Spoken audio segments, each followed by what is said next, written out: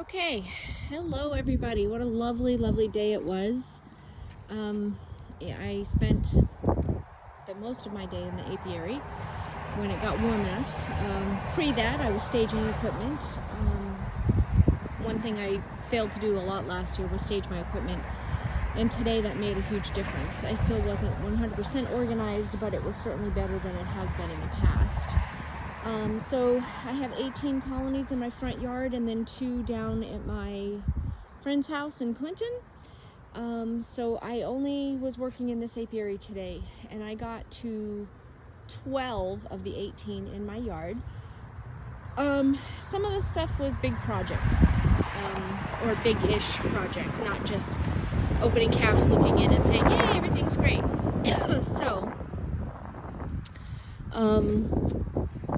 So it took a little bit longer. So I'm going to start out with this one right here. So this hive, if you've watched any of my other videos, this is the hive that was James. It's still James, but we've switched boxes. I got this really great 8-frame setup for about $100, and I really like it, and I think it's going to be my educational hive. So I won't do a whole lot of videos of my other colonies for the sake of showing and teaching, but this one, and then Ari, who I'm going to move up next to James in the next week or two, these will be my teaching hives. So wanted to show that one first. James used to be on the stand over to my right, in between Mirage and Francis with an I. So yeah, so I'm really super stoked about that. We'll get that going. Stay tuned for that. I don't have a plan yet of what that first video is going to be for James and Ari specific, but we'll figure that out. This is Jeremiah, and Jeremiah, we found some brood in there. Jeremiah is strong. So what I did was I put a queen excluder on top of that deep brood box. I don't have a whole lot of 8-frame equipment, and I don't want to have to move him into another box. And so by putting him there, by putting that queen excluder there, and then putting an additional medium super on top, that gives me the space for the bees as they're hatching. It gives them a place to put honey, and will hopefully cut down their likelihood of swarming. Still had a lot of honey. All of my hives, actually, with the exception of one, all of my hives had a ton of honey still left in them. It's kind of weird. Like I'm just looking, thinking we haven't had pollen and nectar for them to be able to make honey. I've only fed once, and those buckets are still half full, so I know it didn't come from there. So unless somebody else near me is open feeding, then it's just a lot of leftover honey. So I don't know, I might pull a few frames in a couple of weeks if they're still going that strong. This is Mirage. Mirage, I added a second brood box. She's in there, she's going strong. I saw a brood, I saw eggs. I've only seen a couple queens today. I saw my, who did I see? I saw my Eleanor queen, I saw my Lorraine Yetton queen, and I saw my Stella queen. But I saw eggs and brood in everybody, so I'm not too sad. Actually, correction, and I'll explain that on the other side of the yard. So anyway, so Mirage, we added a brood box with some frames in there, some drawn and some blank. That way she can, her girls have something to do. And then threw a honey super on top that actually has honey in it. That was her medium that was on top of her. There was no brood in that when I separated this one, so I went ahead and just added the brood box and then put the honey super on top. I don't know if they'll get angry at that, but there is honey in there, in that top pink box.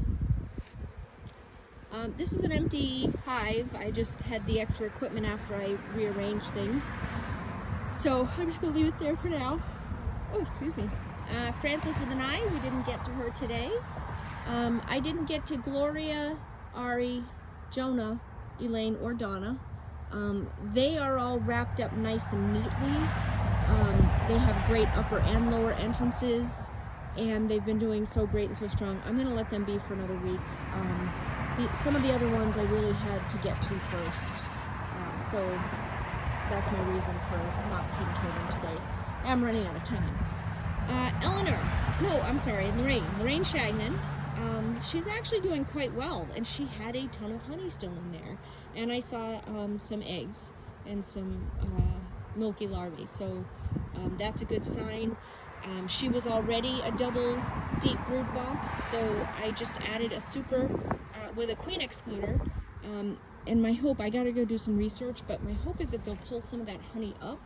I didn't really want to pull it out of the hive, but man, I wouldn't say she's honey bound, but just like every other one of them, there's a lot of them. I mean, I actually pulled honey from a few of the hives and gave it to other hives that I'm trying to nurse alone because they just had so much. Jakey Poo. So Jake had the green deep and the medium in the middle, that beige. I left the medium in the middle, but I did put a queen excluder because in some of those medium frames there was some brood, and I don't want to take it too far away from the whole cluster of the bees. So I added the queen excluder, so the worker bees will still go up there and they'll still take care of the brood, but the queen won't go up there and lay anymore. And I did shake everybody down to the bottom to make sure that Queenie was downstairs. Jake's colony, really super strong all winter, super proud of it, impressed by it actually. Yeah, so in time, in a couple of weeks after that brood hatches out of that middle box, the medium, I'll switch places with the purple box and then we'll start the honey production. This is Frances with an E. Yes, this is Geron's mother. She had the orange medium box on her and then the bottom light purple box. She had a fair amount of honey in there and I did see some brood, but there was no brood in the coral box, the orange one. So I went ahead and put a second brood box on and the queen excluder and then that box, the orange box for a honey super. It still had quite a bit of honey in it, in that orange super, so they'll use that and do what they gotta do. This is my Ursula hive. So Ursula, similar to Jake and Jake. There's brood in the middle in that white box. So I put a honey super, or put a queen excluder on top of the beige bottom box, left the brood above the cluster, and then through another, that blue box has some empty frames on it, so my hope is that as we're getting flow and stuff, they'll start to draw it out. It's double waxed and should be good for them. And then we get to Eleanor. So Eleanor's one of the Buckfast queens that I got from Jason Peters last year. Eleanor actually and Lorraine. The Lorraine Shagnon one. I've got 2 Lorraines and I've got 2 Franceses. So anyway, so Eleanor overwintered with 2 double deeps and she's strong. She still had a fair amount of honey in there. I did take a couple of frames from Eleanor of honey because she was just so darn strong. I didn't see a whole lot of brood in there, but I did see some. So my hope is that they will just kick into overdrive soon. But she had so much honey in there that I had to take some so that she had a place to lay eggs. But that worked out really well because, and yes, there's a missing hive there and I'll explain that in a minute. So this is my setup. I did not intend to have those 2 beige boxes in there. Number 1 on the right was my Jenny hive. She was a 5-frame nuke that I overwintered. Number 2 was my Lorraine Yetton hive. I overwintered her as a single deep. Now, my original intent was to do this as a communal colony, which it is set up that way, but I was only going to have 1 of each 5-frame nuke on the bottom, and then I was going to throw a bunch of supers on the top. But what I realized when I got in there was that they needed a little bit more nursing along before we did anything that crazy. And so I gave them empty frames. I did some manipulations the way I was taught in terms of resources and empty frames and drawn comb. And so I mixed and I checkerboarded that up through all of the boxes. But as you can see on top of each of the beige boxes, right here, This is a queen excluder and this is a queen excluder. So each of those has its own queen. The concept is that as the bees hatch, they have room to go up in the upper, the honey super. So they work as a communal colony to pack those supers full of honey. So once the nectar flow gets going, and they've built up a little bit stronger, then I'll go ahead and put another honey super on there. That honey super that's on there now, this purple one, it is actually almost all full of honey. That was some honey that I had in the basement that I never got around to extracting. And it's that time of year where we want to plump them up if we can. So, and some of it had crystallized, so I just went ahead and brought it out here for them. Now, my missing colony over there to the left. That was my Denise hive, my mom.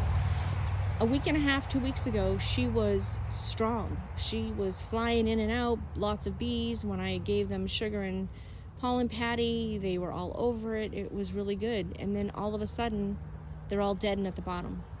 That's what I had today. I had probably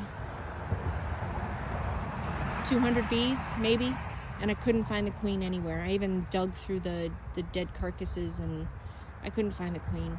So I was pretty sad that my mom passed twice in 2 years. A little rough, but it's a bee. I know, it's a colony. But what I did do was some of the colonies that had medium supers and had some brood in it, what I did was I took that brood, stuck it in this 5-frame medium, and just shook a ton of bees in there and packed it right full. My hope is, and it's probably too early in the season, but my hope is that they'll make their own queen. In this in here, this is a feeder shim right in here. So I put a bunch of sugar brick in there and a bunch of pollen patty. And then in here, I've got some in-frame feeders, and there's a bunch of real thin sugar syrup in there. So I'll probably check on them probably 5 to 7 days, just to see how they're doing in terms of maybe making a queen cell of some sort. And if not, I'm probably just going to have to combine them. I didn't want to have to do that. I thought I was doing really well, in with 20, out with 20. But it turns out it's in with 20, out with 19. That's still really good, but it's not what I wanted. And then these are just some empty boxes. There's some in-frame feeders in there with some sugar syrup, just for like an open feeding type stuff. For those of you who are going to comment on that, I get it. Not everybody's okay with open feeding. It's still early in the season. I'm going to give my bees what I need to give them. I hope you all have a great day.